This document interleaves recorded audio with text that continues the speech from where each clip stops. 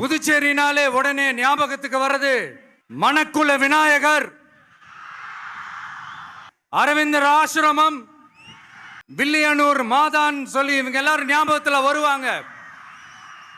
அது மட்டும் இல்ல, மகாகவி பாரதியார் அவர்கள் இருந்த மண், பாவேந்தர் பாரதிதாசன் அவர்கள் பிறந்த மண். அது மாதிரி இன்னும் சிறப்புகளை அடுக்கிக்கிட்டே போலாம். ஆனா அரசியல்னு வந்துட்டா ஒரு முக்கியமான விஷயத்தை பத்தி நம்ம சொல்லி ஆகணும். 1977ல புரட்சி தலைவர் எம்ஜிஆர் அவர்கள் தமிழ்நாட்டில் ஆட்சி அமைச்சாங்க. ஆனா அதுக்கு முன்னாடியே 1974லயே இங்க புதுச்சேரியில அவங்களோட ஆட்சி அமைஞ்சது. அதனாலதான் அப்பவே சொன்னாங்க, நமக்காக வந்தவர் எம்ஜிஆர், அவரை தமிழ்நாட்டில் மிஸ் பண்ணிடாதீங்கன்னு நமக்கு அலர்ட் பண்ணதே புதுச்சேரி தான்.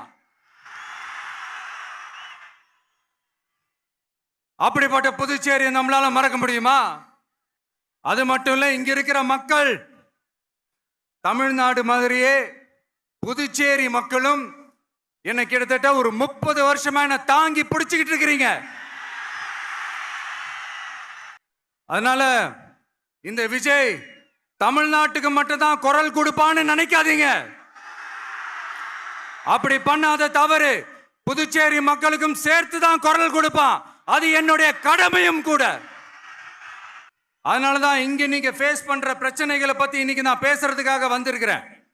அது மட்டும் இல்ல, இந்த புதுச்சேரி கவர்மெண்ட்டை பத்தி நாம சொல்லியே ஆகணும். இது டெஃபினட்டா தமிழ்நாட்டில் இருக்கிற மாதிரி நம்ம திமுக கவர்மெண்ட் மாதிரி கிடையவே கிடையாது. ஏன்னா வேற ஒரு அரசியல் கட்சி நடத்துற நிகழ்ச்சியாகவே இருந்தாலும் அந்த நிகழ்ச்சிக்கு தன்னெழுச்சியா வர நம்ம மக்களுக்கு பாதுகாப்பு கொடுத்து பாரபட்சமே காட்டாம இந்த கவர்மெண்ட் நடந்துகிட்டு இருக்கிறாங்க. அப்படிப்பட்ட இந்த புதுச்சேரி கவர்மெண்ட்டுக்கும் நம்ம புதுச்சேரி சிஎம் சார் அவர்களுக்கும் இந்த நேரத்தில் என்னுடைய மனப்பூர்வமான நன்றிகளை தெரிவிச்சுக்கிறேன்.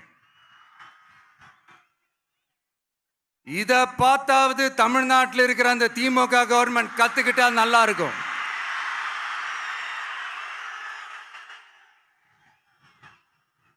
ஆனா அவங்க கத்துக்க மாட்டாங்க. பரவாயில்ல, வரப்போற எலெக்ஷன்ல 100% கத்துக்குவாங்க.